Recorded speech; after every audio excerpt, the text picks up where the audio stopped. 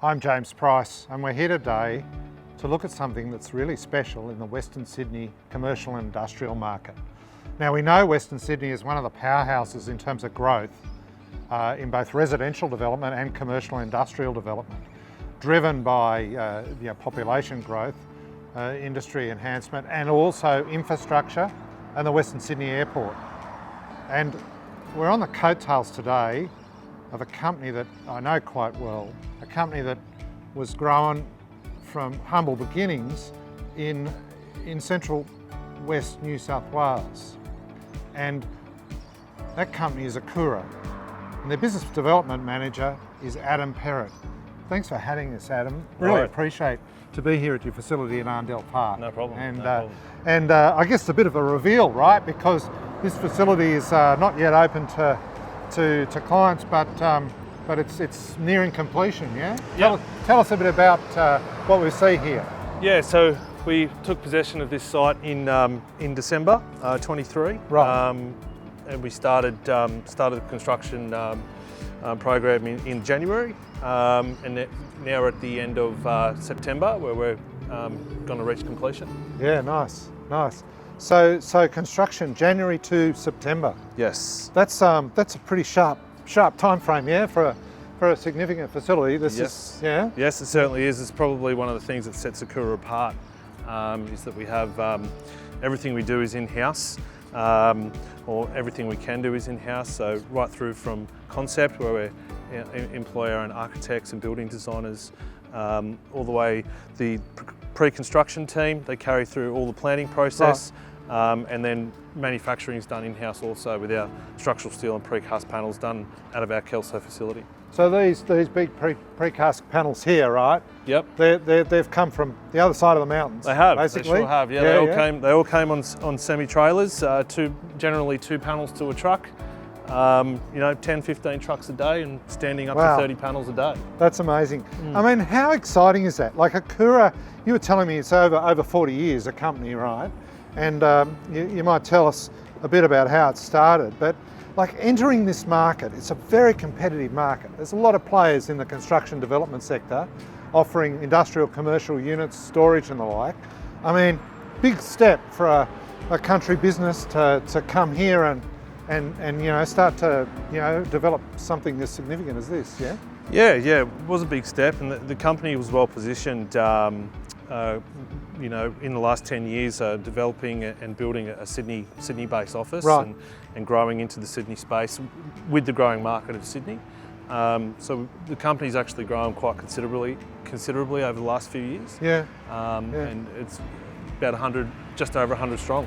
And 100 people strong. And what's the point of difference? If I talk to a client that's dealt with you or is going to move in here, a business, perhaps they're growing, changing, stepping it up as a result of the growth in Western Sydney, what would they tell me that's different about dealing with Akura versus some of your competitors?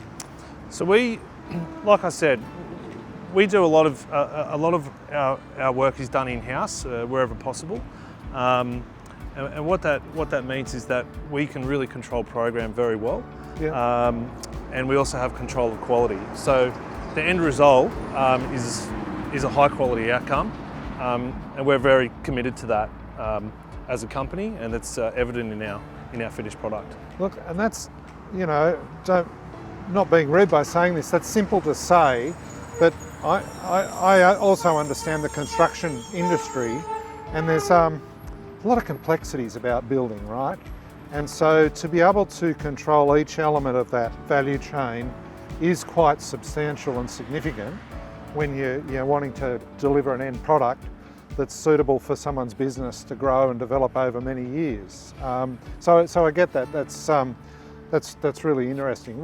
What do we have here, Adam? You're the business development manager for Akura. I think you cover Sydney and Newcastle, Canberra, is that right? So Sydney, Newcastle, ACT, and the surrounding regions of those areas. Yeah. So any new project that comes across our table that's got potential for a project, I take on, and this is probably one of the premium units in the development. And everything you see here, the precast panels and the structural steel, all done in-house in our factories in Kelso. Right. Yeah, and this is an impressive unit, right? Yeah. So what sort of businesses, what sort of clients are looking, you know, not specifically for this unit, but you know, in terms of moving in here, you know, you've obviously been dealing with clients and people have been interested, businesses. What type of businesses are you looking at? You know, what have they got to have that will interest them into these type of units? That's the beautiful thing about industrial units and warehousing. It could be an occupier, it could be any kind of business. You'd be surprised. It could be someone who needs an extra bit of space, you know, because he's got a nice car and his wife might not want it in the house anymore. It could be a laundromat. It could be a ice cream manufacturer. It could be a hairdresser. You know, it's really open to any kind of business. Yeah, the industrial. So wholesale distribution. Yes, yes, and of course, any kind of trade services or packaging. Yeah, it's really broad. Really broad range of people and businesses that these units attract. And I guess, you know, in business, people looking for, you know, a step up in their premises because they're growing or changing or needing more room. Obviously, you know, what are the things that they should be looking for? Is, you know, I mean, you've got the premises here, but you're in an interesting location, Arndell Park. Gee, close to the M4, right? I mean, are there certain access issues that people should be looking for, do you think? I think when you're looking at investing in an industrial unit or a warehouse, it just comes down to the functionality of the space, and because we only work in the industrial space, we play a little bit in the large-scale agricultural space as well. But being in an industrial construction company, we've really got that down pat, where it's functional and efficient space for the purchaser. Yeah, so for businesses to come and go and do what they need to do. That's right. Without being hampered, In great locations, like you said, near the M4, near the M7. We've got some nice street frontage here. So we might dress it up a bit with a little bit of glazing. You know, just some simple touches like that, but keeping things very simple, very functional. That's the key to these kind of structures. And you mentioned the ag space, so you've got an involvement in Shepparton in Victoria, is that right? Correct. Yeah. So we work pretty closely with some of Australia's largest dairy farm. Yeah. Where we do large scale dairy barns, and we've had some good success in kind of northern Victoria. And regional New South Wales in those spaces as well. So I'm fascinated about Akura. You know, there's a lot of diversity, right? But I guess in its simplest form, you know, you build big sheds for businesses of all sorts, right? Yeah, absolutely. So if you had a parcel of land, say in Arndell Park, that's where we are, and you wanted to you know, you were running any kind of business that you wanted to build a warehouse on, or a development like this, being industrial units, you could come to us and say, Akura, this is my land. Can you develop something for me that I'm going to get the most return on investment for? And we do that, like I said, straight from concept all the way through to completion. Adam, you've been with the company just on 3 years, am I right? Yep. What's your background? Give me a feel for, you know, what do you have to, what experience do you have to do to be a business development manager in you know, a development and construction company like Akura? Oh yeah, look, there's multiple pathways you can probably take, me specifically, my background is construction. I did a Bachelor of Construction out of school. I also worked on site for you know, about 8 years, carpentry and kind of working through building up to be a site supervisor. And now that I'm in a role that kind of combines both my building background and my I suppose ability to relate to people and nurture relationships. So do you think your grassroots expertise in the construction building aspect, does that help you when you're talking to a prospective business owner about relocating their business here and growing and changing, and how, if so, how? Yeah, definitely, absolutely. Yeah, it definitely helps, and I think just giving with my experience specifically, or anyone who's got any kind of construction experience, as a potential client or purchaser, you want to make sure that you have comfort in who you're dealing with and who you're talking to, and that they know, their expertise is, because at the end of the day, these people are making significant investments. Yeah. They have to trust the building company that they're partnering with.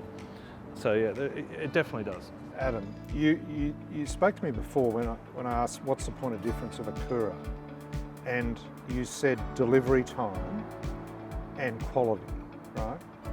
And I guess I reflected on that. I mean, if I asked a bunch of construction companies that are competitors of yours, Akuras in this market, I bet you they'd come up with both those things, right? But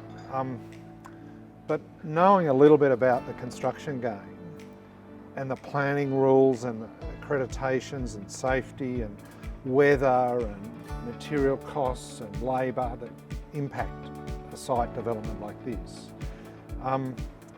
delivery time's not easy to manage. There's plenty of business owners looking to move into a new premises, and they're talking to the builder of the premises, and they've been promised, to get in 10 months from start, and it's 18 months down the track and they still haven't got in, right? And obviously that's costing a business money when they're looking to grow and change and position into a market, and they've got to, organise themselves to be in a new premises. But I guess I reflect on what you said about having control and influence across the chain in as many spots as possible. And I think that's got to be part of the key, right? Because the more you can influence, the more you've got certainty around managing that overall project, yeah? Yeah, it certainly is, and it probably comes back to our in-house manufacturing capabilities, where we're not relying on any manufacturing or any other subcontractor to meet our program.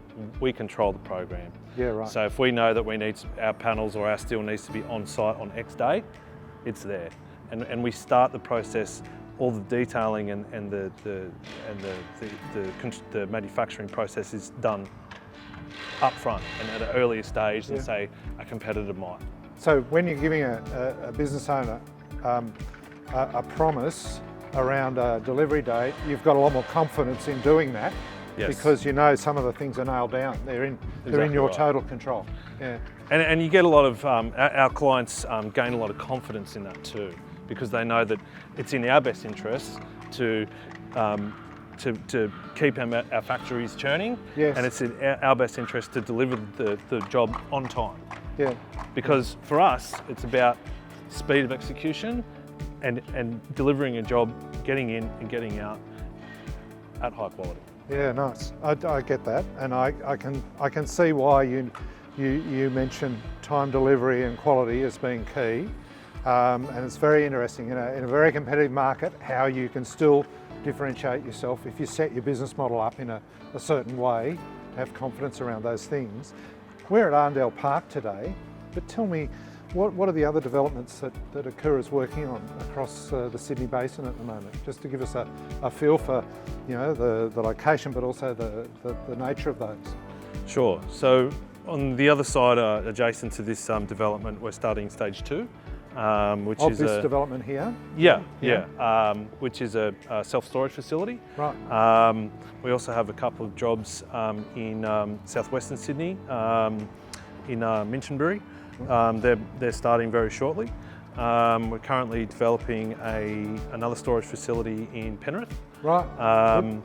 And we have multiple jobs in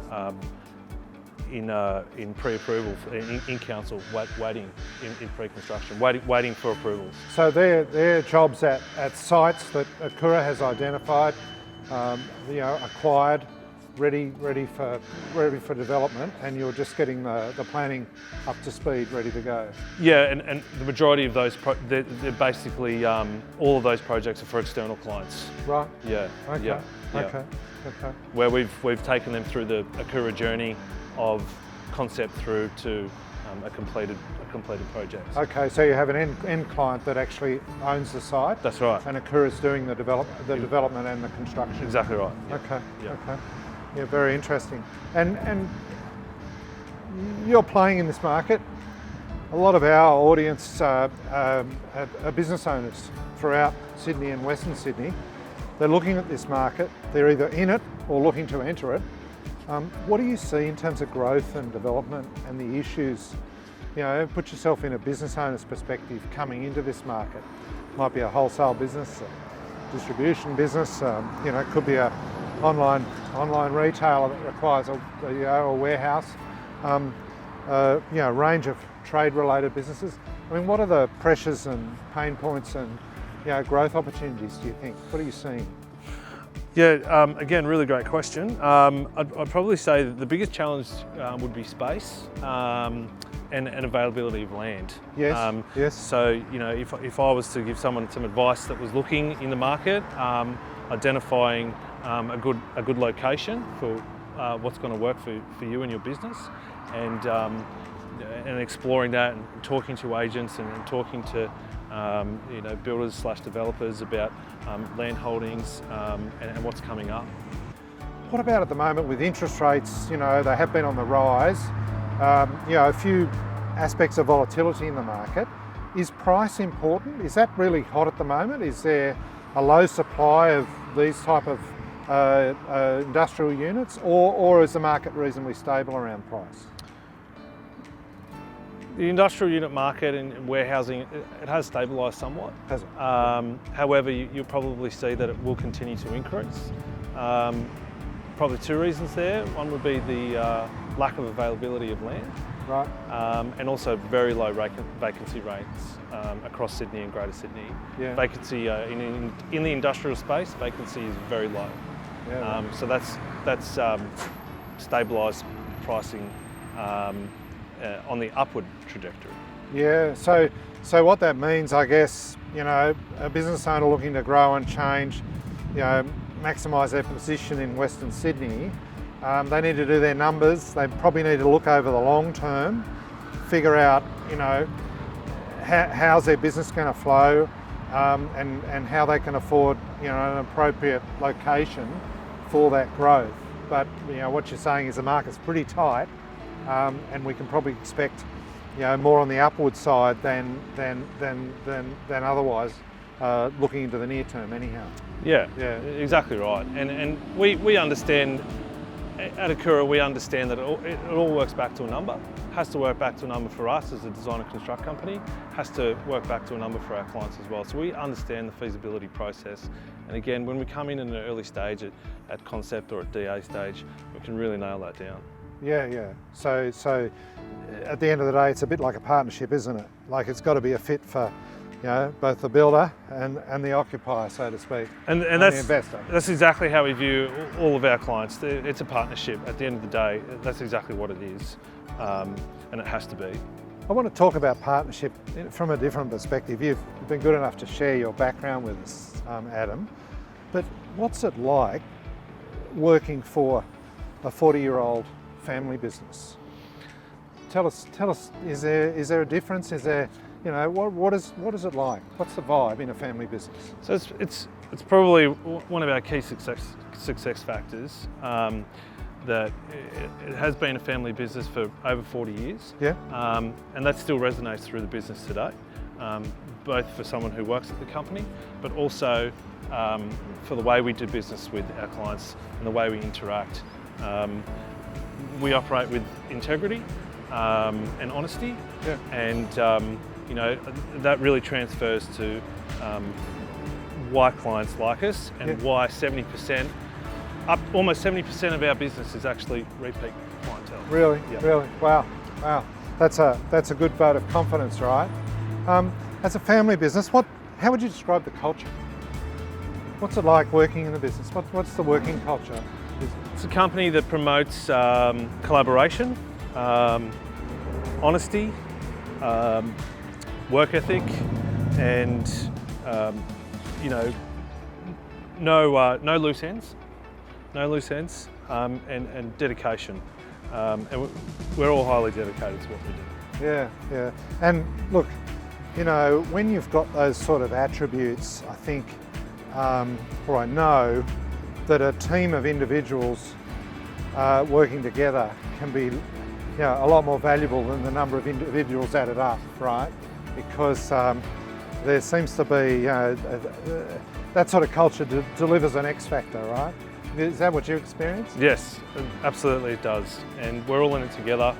And at the end of the day, we want to all be part of a growing company on the road to success. And what you see is a quality product that we can all put our name behind. That's great, Adam. Adam Perrott, thank you for having us No at problem. Arndell Park. Great to talk to you. Appreciate you telling us all about Akura. All good, thank you, James. Thank you very much. No worries.